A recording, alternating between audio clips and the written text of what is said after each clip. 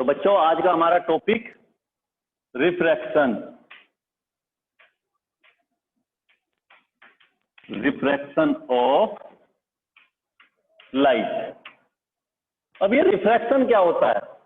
Light में reflection हमने पढ़ा कि लाइट रे की फॉर्म में आती है। लाइट क्या एक एनर्जी है, एनर्जी किस फॉर्म में आती है? रे की फॉर्म में। और कई सारी रे मिलके क्या बनाती है? जो ग्रुपिंग ऑफ रेज है लाइट की, उन सबको ग्रुपिंग को क्या बोलते हैं? बीम। अब ये जब कहीं पे आती हैं, किसी सरफेस से आके इंसिडेंट होती है ना, कोलिजन होता है, तो वापस उसी मीडियम में लौट जाती है। इस प्रोसेस को, इस फिनोमिना को क्या बोलेंगे? रिफ्लेक्शन। लेकिन रिफ्रैक्शन में क्या है? रिफ्लेक्शन में लाइट उसी मीडियम में लौटती है, सेम मीडियम में, लेकिन रिफ्रैक्शन में नहीं लौटती। रिफ्रैक्शन में क्या होता है? मान के चलते हैं अभी मेरे पास यहां पे एक सीट है ना, ये इस तरह से, जैसे मान के चलें ये अभी एक कवर है ना, एक फाइल है, और ये फाइल थोड़ी देर के लिए इमेजिन करें कि एक ग्लास की है, और यहां से मैं टॉर्च को ऑन करता हूं तो क्या होगा? लाइट यहां से यहां पे इंसिडेंट होगी, और इंसिडेंट होने के बाद वो इधर चली जाती है। तो हम क्या देखते हैं इस इवेंट में कि जब लाइट को किसी सरफेस पर इंसिडेंट करते हैं, किस तरह के मीडियम पर? ट्रांसपेरेंट। मैंने 3 तरह के मीडियम बताए थे, फिर से रिवाइज कर रहा हूं। ट्रांसपेरेंट, ट्रांसल्यूसेंट, और तीसरा क्या था? ओपेक। ठीक। तो 3 तरह के मीडियम की बात हम कर चुके हैं। तो आज हम बात करते हैं सपोज ट्रांसपेरेंट मीडियम। तो ट्रांसपेरेंट मीडियम कैसा है? अभी सामने से लाइन दिखाई देती है सपोज तुम्हें, लेकिन अगर रियल में देखा जाए, अभी फाइल को भी देख रहे होगे है ना, तो इसकी भी क्या दिखाई देती है? ये लाइन दिखाई दे रही है लाइन फॉर्म में, लेकिन अगर सामने से देखें पूरा एक सरफेस है। तो इसी तरह से कोई ग्लास शीट है ना, ट्रांसपेरेंट ग्लास शीट है, और उसके ऊपर लाइट को ऐसे इंसिडेंट करते हैं और देखते हैं दूसरी साइड किस तरह से जाती है, क्या होता है, वो सारी बातें अब हम डिस्कस करने वाले हैं। तो हमने क्या किया, लाइट को इस तरह से, ये इसके ऊपर नॉर्मल डाल दें, यहां इस पॉइंट पर। नॉर्मल से मतलब समझ गए होगे कि एक परपेंडिकुलर लाइन होती है सरफेस से, इस तरह से।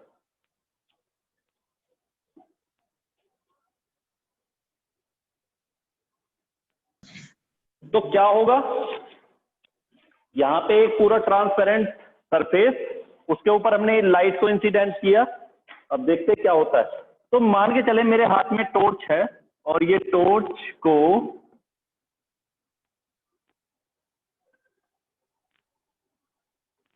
इस टॉर्च को हमने ऑन करते हैं, इसके स्विच को यहां से, और यहां से लाइट निकल के आती है।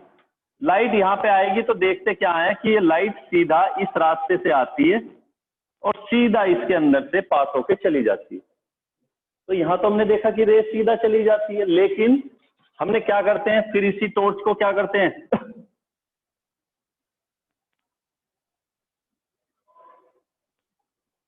यहां एक एंगल से इसको इंसिडेंट कराते हैं और रे को इस तरह से डालते हैं। यहां पे रे को, लाइट रे को हमने इस एंगल से इंसिडेंट किया, तो देखते हैं कि रे को जाना तो सीधा चाहिए था भाई, यहां तो सीधा जाती है, लेकिन यहां पे सीधा नहीं जाती, बल्कि क्या करती है वो? अब इसमें 2 तरह की पॉसिबिलिटी दिखाती है वो, किस तरह से, कि या तो इधर बैंड हो जाएगी या इस साइड में जाती है, मीन सीधी लाइन में नहीं जाएगी। और ये कब होती है इवेंट? ये इवेंट तब होती है जब हम लाइट को एग्जैक्ट सरफेस पर परपेंडिकुलर इंसिडेंट ना करा के एक एंगल से कराते हैं। मेरी बात समझ आ रही है भाई? मान के चले ये सरफेस है, और इस सरफेस पर अभी लाइट को मैंने इस तरह से इंसिडेंट कराता हूं, तो 90 का एंगल बनाते हुए, तो देखते हैं जब 90 का एंगल बना के डालते हैं तो वो सीधा चली जाती है। लेकिन अगर इस तरह से एक एंगल बना के, मीन्स ओब्लिक वे में, है ना, एक तिरछे वे में डालते हैं, तो ये रेस फिर क्या होती है? सीधा नहीं जाती, बल्कि थोड़ा सा या तो अपने नॉर्मल नीचे की तरफ और या उससे दूर चली जाती है। It bends towards the normal और अवे फ्रॉम द नॉर्मल। तो किस तरह की इवेंट होगी, देखो दो डायग्राम अलग अलग दिखाऊंगा इस तरह से। ये हमारा कोई इंटरफेस, ट्रांसपेरेंट मीडियम, ये नॉर्मल। देखो वहां पर सरफेस कैसा था,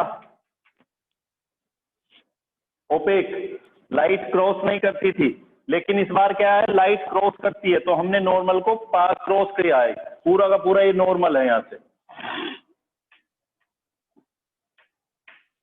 और लाइट को यहां से इंसिडेंट कराते हैं, और ये क्या करती है, ऐसे बैंड होके चली जाती है।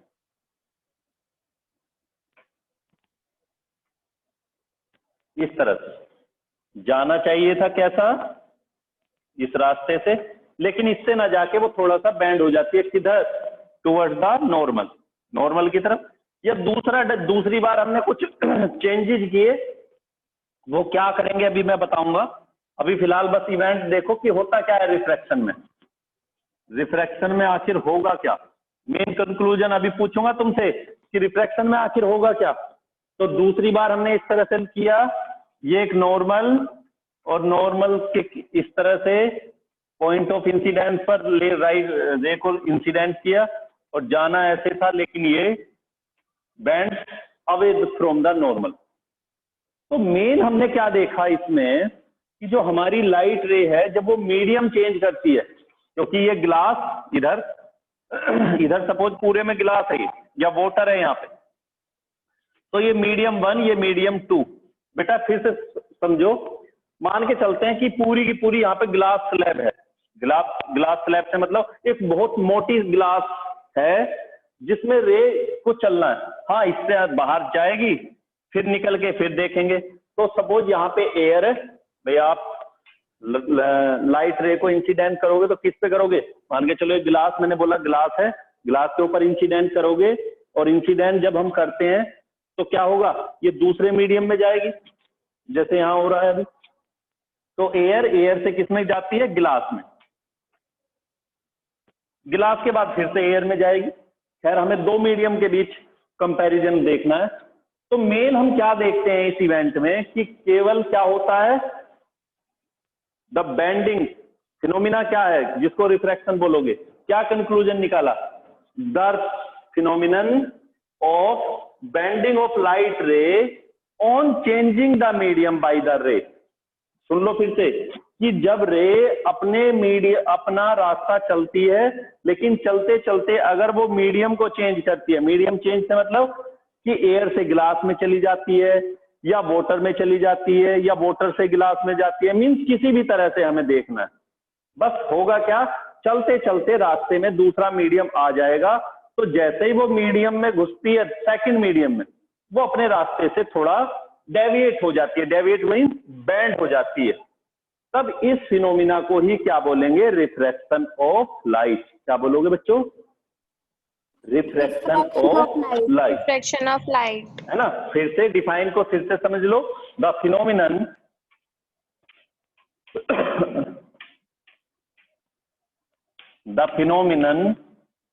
Of bending of light, bending of light, the phenomenon of bending of light on changing the medium, on changing the medium, ठीक है, is called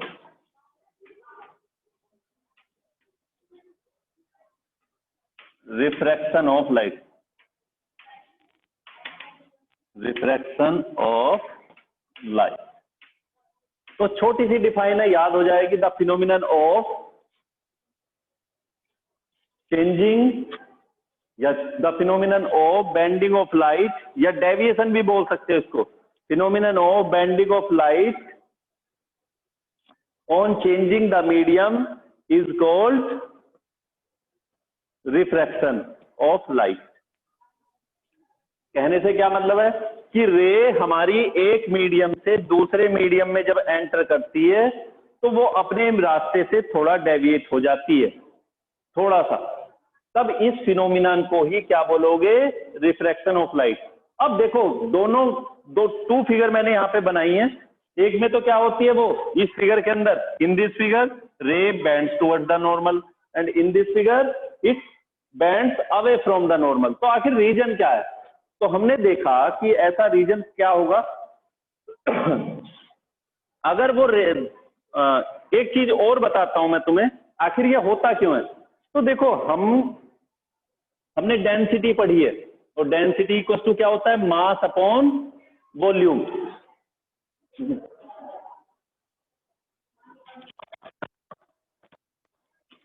तो डेंसिटी का फॉर्मूला क्या होता है, मास अपॉन वॉल्यूम। तो यहाँ पे ऑप्टिकल डेंसिटी हम यूज करेंगे, मींस ये कि ये जो बैंड होती है रे हमारी, आखिर रीजन क्या है, इसका रीजन है कि change the speed of the रे इन डिफरेंट मीडियम, कि अलग अलग मीडियम में हमारी लाइट रे की स्पीड डिफरेंट होती है ना।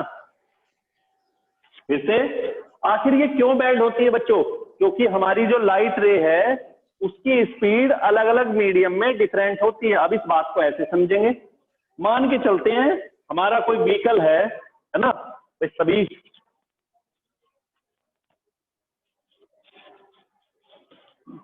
देखो यहां पे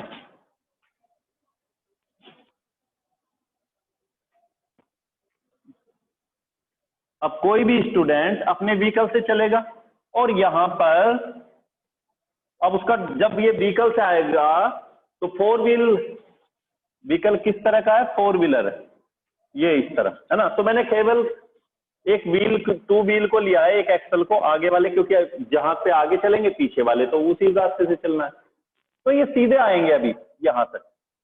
लेकिन जैसे ही यहाँ पे ये व्हील है ना ओब्लिक वे में जो है, बेंडिंग वे में, ये जैसे ही यहाँ पे पहुंचती है दूसरी तो व्हील अभी उसी रास्ते पे होगी। तो अब आगे इवेंट क्या होती है, इस बात को थोड़ा समझना है, फिर मैं वेव फॉर्म में बताऊंगा लाइट को आखिर होता क्या है रियल में। अगर हम व्हीकल से चलते हैं और चलते चलते ऐसा हो जाए कि ये वाला जो रोड है ये हमारा हाईवे है, ये हाईवे, और हाईवे तो सब जानते हो कैसा होता है रास्ता हाईवे का, बड़ा स्मूथ होता है ना, अच्छी रोड होती है जिसपे हमारी व्हीकल बड़े अच्छे से चलती है। और ये हाईवे से अचानक हम किस पे आ जाते हैं, एक खराब रास्ते पे आते हैं, है ना। रूरल एरिया का कोई रास्ता है जिसमें मिट्टी भी है, गड्ढे भी हैं। यहां आगे, ये आगे का रास्ता किस तरह का, यहां तक तो देखो हाईवे था पूरा, जिस व्हीकल से हम आते हैं वो हाईवे पे है अभी, लेकिन यहां से ये वाली जो लाइन है, इस लाइन के इधर एक खराब रास्ता है। अब रास्ता खराब होगा तो क्या होगा, अच्छी रास्ते पे तो हमारी स्पीड ज्यादा होती है, खराब रास्ते पर कम रहती है। अब कम रहती है तो होगा क्या, जैसे ये अब देखो दोनों की दोनों व्हील्स हैं, ये वाली व्हील तो खराब वाले पे पहुंच चुकी, ये अभी नहीं पहुंची है, तो होगा क्या, अभी मैंने यहाँ पे नॉर्मल ड्रॉ करता हूं। अब आगे होगा क्या, इस व्हील की तो स्पीड थोड़ी रिड्यूस हो जाएगी। क्यों रिड्यूस होगी, क्योंकि खराब रास्ते पर टायर के और रोड के बीच में फ्रिक्शन फोर्स लगनी शुरू हो जाती है, जिसकी वजह से क्या होता है, इसकी स्पीड थोड़ी कम हो जाएगी, लेकिन उसकी स्पीड अभी भी उतनी रहेगी। मान के चलते हैं वो 1 मिनट में, अभी यहाँ पे सपोज 1 मिनट में कितने राउंड ले रहा था, 10 राउंड, 10 आरपीएम थे अभी 1 मिनट के अंदर। लेकिन यहां पे आके क्या हुआ, अब ये 10 नहीं रहे, देखो यहां तक जब तक ये इस हाईवे पे थी 10 आरपीएम 1 मिनट के अंदर, दोनों का वही रहेगा।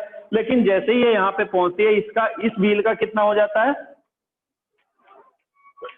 8 आरपीएम पर मिनट, लेकिन अभी उसका कितना है,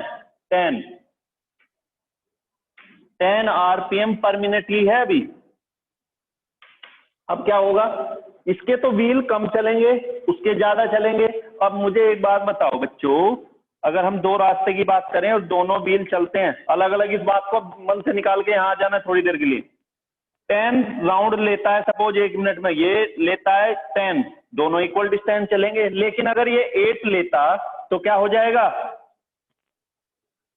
अरे बच्चों फिर से सुनो, अगर ये ऊपर वाला, क्योंकि ऊपर वाला ये 8 लेता और नीचे वाला 10 लेता तो क्या होगा? अब आगे पीछे हो जाएंगे, नहीं हो जाएंगे? उसी तरह से यहां हुआ है कि जो जैसे ही इस रास्ते पे आता है ये व्हील, इसकी स्पीड 8 आरपीएम है और इसकी 10 आरपीएम है, तो क्या होगा? इसकी स्पीड तो कम हो जाएगी, इसकी ज्यादा रहेगी, तो ज्यादा वाला क्या होगा? चलते हुए ज्यादा रास्ता कवर करेगा। भाई ये चल के आएगा और ये किस रास्ते से चलते हैं फिर उसके बाद? भाई इसकी तो स्पीड कम हो जाएगी लेकिन वो ज्यादा चलेगा, तो ज्यादा क्या होगा? घूमेगा और घूम के इस वे में, और यहां से आगे यहां तक वो घुमाता रहेगा अपने रास्ते को, और यहां से आगे वो ऐसे हो जाएंगे। तो हुए या नहीं हुए ऐसे? अब ये वाली जो मैंने डायग्राम बनाया था अभी थोड़ी देर पहले, कि अगर हमारी रे इस तरह से बैंड होती है, आती है ऐसे, ये नॉर्मल आती है ऐसे है and bands towards the normal, तो ऐसा कब होता है? जब हमारा इस मीडियम में स्पीड ज्यादा होती है और इसमें कम। मीडियम फर्स्ट में सेकंड के कंपेयर में ज्यादा स्पीड होगी, तो जिस मीडियम में ज्यादा स्पीड होती है उस मीडियम को कैसा मीडियम बोला जाता है? कोई बच्चा बताएगा? जिस मीडियम में ज्यादा स्पीड होती है, ऑप्टिकल के केस में बता रहा हूं, ऑप्टिक्स के केस में, ऑप्टिक्स बोलते हैं हम लाइट वे में, हम जो भी डिस्कस करते हैं, जो भी पढ़ते हैं, तो जिस मीडियम में लाइट की स्पीड ज्यादा होती है उसे कैसा मीडियम बोलते हैं? रेयर। और जिसमें कम होती है उसे बोलते हैं डेंसर। ठीक है, तो समझ आ गया होगा व्हीकल वाला एग्जांपल देख के। यहां तक तो दोनों व्हील्स इक्वल डिस्टेंस कवर करते हैं क्योंकि दोनों के आरपीएम इक्वल है, लेकिन जैसे ही ये वाला व्हील दूसरी तरह के रास्ते पे पहुंचता है तो इसकी स्पीड थोड़ी रिड्यूस हो जाती है, उसकी सेम रहती है। रिड्यूस होते ही क्या होगा? अगर स्पीड थोड़ी रिड्यूस होगी तो ये कम डिस्टेंस चलेगा, वो ज्यादा चलता है तो क्या हो जाता है? रोटेट हो जाता है, बैंड हो जाता है, और इस तरह से। तो ऐसा कब हो सकता है? जब हमारा ज्यादा स्पीड वाले मीडियम से कम स्पीड वाले मीडियम में कोई रे एंटर करती है, और ज्यादा वाले मीडियम को कैसा मीडियम बोला जाता है? रेयर। और जिसमें कम होती है स्पीड उसमें को कैसा बोला जाता है? डेंसर। यहां उसका उल्टा है। अब इसका उल्टा भी तो हो सकता है। अगर हाईवे से भी अच्छी रोड आ जाती, भाई हाईवे पे है ना, कैसी है ये?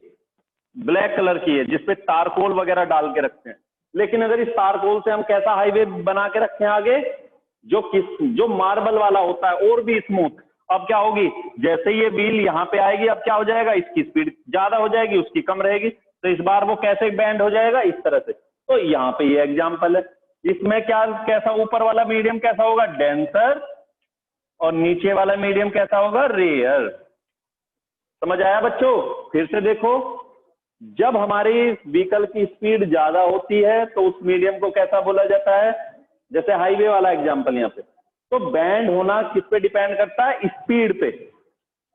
अब बोले सर यहाँ तो आपने व्हीकल का ये बना के दिखाया है, हमें तो रियल में बताओ आखिर लाइट का कैसे प्रोसेस चलती है? भाई लाइट में तो कोई व्हील होती नहीं, लाइट में व्हील थोड़ी ना होती है, तो लाइट में क्या ऐसा फिनोमिना होता है कि वो रेयर से डेंसर में जाने पर नॉर्मल की तरफ बैंड हो जाएगी और डेंसर से रेयर में जाने पर दूर हो जाती है।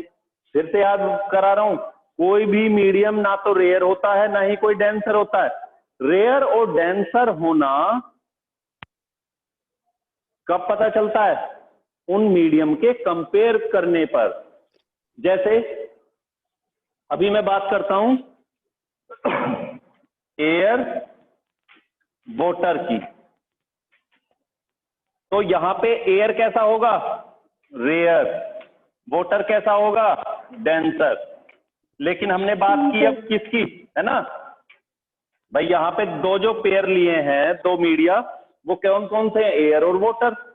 तो एयर में स्पीड ज्यादा होती है इसलिए वो रेयर है, वाटर में कम होती है इसलिए वो डेंसर है। लेकिन अगर मैं बात करूं वाटर एंड ग्लास,